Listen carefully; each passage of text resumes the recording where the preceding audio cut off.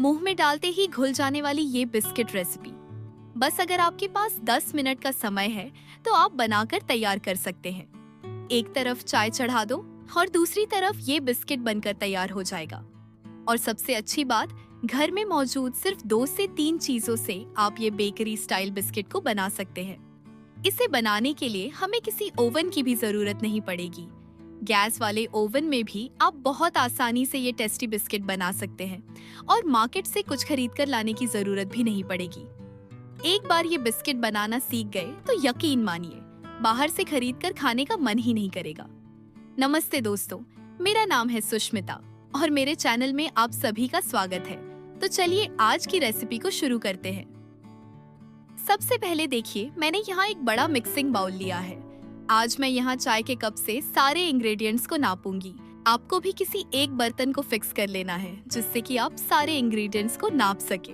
तो इस कप से मैंने लिया है 1 कप घी। ये बिस्किट आज मैं पूरी तरह से घी में बना रही हूँ। आप चाहें तो घी और रिफाइंड तेल मिलाकर भी बना सकते हैं या फिर बटर से भी बना सकते हैं, लेकिन स्वाद घी में ही सबसे अच्छा आता है। ध्यान रहे, सारे इंग्रेडिएंट्स रूम टेम्परेचर पर होना चाहिए। सीधा फ्रिज से निकालकर कुछ इस्तेमाल नहीं करना है, वरना वो बिस्किट अच्छे नहीं बनेंगे। तो यहाँ मैंने पूरा घी डाल दिया है। अब हम उसी कप से 1 कप से थोड़ा कम पिसी हुई चीनी लिया है। मैंने इसको मिक्सी में अच्छे से पीस लिया है। आप अपने स्वाद के हिसाब से इसे कम ज्यादा कर सकते हैं। अब इस घी और पिसी हुई चीनी को हमें लगभग 5 से 6 मिनट तक बहुत अच्छे से फेंट लेना है।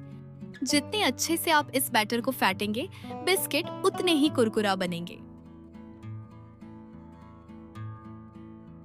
तो देखिए, इसे लगभग 5 से 6 मिनट अच्छे से फेंटने के बाद इसका रंग हल्का और थोड़ा सफेद सा हो गया है।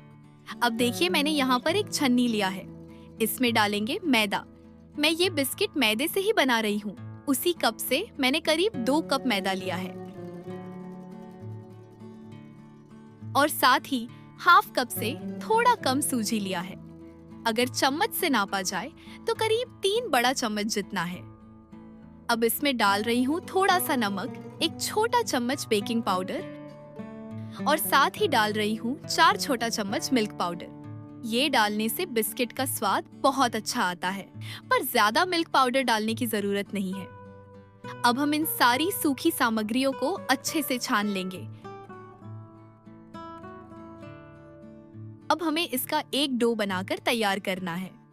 ध्यान रहे, इसे बनाते समय ना तो दूध का और ना ही पानी का इस्तेमाल करना है। हमने शुरू में जो घी डाला था उसी से ये आटा गूंथ कर तैयार करना है।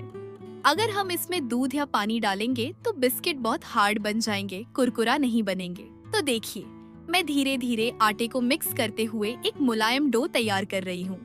ये आटा बहुत ज्यादा टाइट नहीं होना चाहिए, नहीं तो बिस्किट सख्त बन जाएगा। तो अब हमारा बिस्किट वाला डो पूरी तरह से तैयार है। आप देखकर ही समझ सकते हैं कि ये कितना सॉफ्ट बना है। अब क्योंकि आज हम इसे गैस वाले ओवन में बेक करेंगे, इसीलिए मैंने यहाँ गैस पर एक कढ़ाई चढ़ा दिया है। अब इसमें मैं भरपूर मात्रा में नमक डाल रही हूँ। इससे माइक्रोवेव जैसे चारों तरफ से हीट डिस्ट्रीब्यूशन होगा और ये नमक को हम बार बार यूज कर सकते हैं। बेकिंग के बाद जब ये ठंडा हो जाए तो किसी डिब्बे में स्टोर करके रखना है और अगली बार हम फिर से इसे इस्तेमाल कर सकते हैं। अब इसमें मैं एक स्टैंड रख रही हूँ ताकि हीट सीधे बिस्किट को न लगे। फिर इसे ढककर 5 से 6 मिनट तक मीडियम टू लो फ्लेम पर प्रीहीट होने के लिए छोड़ देंगे। इससे कड़ाही एक ओवन की तरह काम करेगी। अब जिस प्लेट पर हम बिस्किट को बेक करेंगे वैसी एक प्लेट ले लिया है। आप चाहें तो स्टील की प्लेट भी इस्तेमाल कर सकते हैं। मैंने इसमें एक बटर पेपर लगा दिया है। अगर बटर पेपर नहीं हो तो घर पर भी आप इसे बना सकते हैं, जैसे मैंने किया है। एक सफेद कागज पर अच्छे से तेल लगाकर उसे प्लेट में रख दिया और ऊपर से फिर से तेल लगा दिया। बस बन गया बटर पेपर। इस पर बिस्किट रखने से वो चिपकेंगे नहीं और नीचे से जलेंगे भी नहीं। अब हम बिस्किट को बनाकर तैयार कर लेंगे। इस आटे की डो से ऐसे छोटे छोटे हिस्से ले लेंगे। जैसे पूरी के लिए लोई का साइज होता है, वैसा साइज लिया है मैंने। अब इसे हाथ की मदद से इसे गोल गोल घुमाकर बिस्किट की आकार देंगे। आप जिस साइज का बिस्किट बनाना चाहते हैं उसी के हिसाब से आटे का पोर्शन ले सकते हैं और आप बिस्किट का शेप जैसा देना चाहते हैं वैसा दे सकते हैं। मैं यहाँ गोल गोल शेप में बना रही हूँ क्योंकि ये बहुत ही जल्दी और आसानी से शेप में आ जाते हैं। अगर आप चाहते हैं कि सारे बिस्किट एक जैसे साइज के हों, तो किसी पार्टिकुलर एक चम्मच से नापकर बनाने से सब एक जैसे साइज के बनेंगे। तो हमारे सभी बिस्किट तैयार हो गए हैं। प्लेट पर सजाते वक्त ध्यान रहे कि थोड़ी थोड़ी जगह छोड़कर रखना है, क्योंकि बेक होने के बाद बिस्किट फूलते हैं। इसीलिए साइड में जगह रखना बहुत जरूरी है। अब इसके ऊपर से मैं थोड़ी गार्निशिंग कर रही हूँ कुछ कटी हुई पिस्ता बादाम से। आप चाहें तो किशमिश या फिर काजू भी डाल सकते हैं। अब इनको ऐसे हल्का दबा देना है ताकि बिस्किट बेक होते वक्त ये बादाम अच्छी तरह सेट हो जाए। तो यहाँ पर हमारी बिस्किट बेक करने के लिए रेडी हो गई है और इधर हमारी कढ़ाई भी अच्छे से प्री हीट हो गई है। अब धीरे से बिस्किट की ये प्लेट को इसमें रख देंगे। ये काम बहुत सावधानी से करना है क्योंकि कढ़ाई अभी बहुत गर्म है। फिर से ढक्कन लगा देंगे और 10 से 15 मिनट तक बिस्किट को बेक होने के लिए छोड़ देंगे। इस समय गैस की आंच बिल्कुल धीमी रखनी है, लेकिन थोड़ा बहुत समय कम ज्यादा लग सकता है क्योंकि हर किसी की गैस की फ्लेम और कढ़ाई अलग होती है। तो 10 मिनट बाद एक बार जरूर चेक कर लेना। देखिए, अभी सिर्फ 7 से 8 मिनट ही हुए हैं और बिस्किट अच्छे से फूल चुके हैं और दिखने में भी बहुत सुंदर लग रहे हैं। तो लगभग 12 मिनट के बाद देखिए बिस्किट एकदम परफेक्टली बेक हो गए हैं। अब गैस बंद कर देंगे और बिस्किट को पूरी तरह से ठंडा होने के लिए छोड़ देंगे। अब देखिए प्लेट और बिस्किट पूरी तरह से ठंडी हो गई है। तो अब मैं इन्हें निकाल रही हूँ। ध्यान रखिए, गर्म रहते वक्त बिस्किट बहुत नरम होते हैं और ये टूट सकते हैं।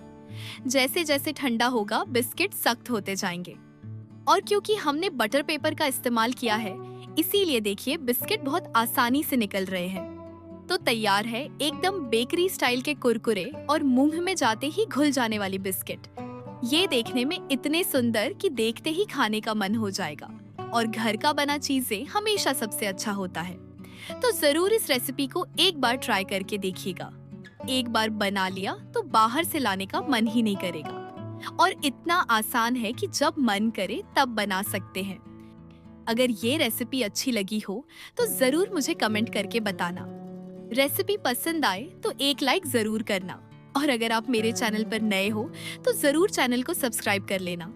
सभी अच्छे रहे, स्वस्थ रहे। मैं फिर मिलूंगी किसी और एक नई रेसिपी के साथ। आज के लिए इतना ही।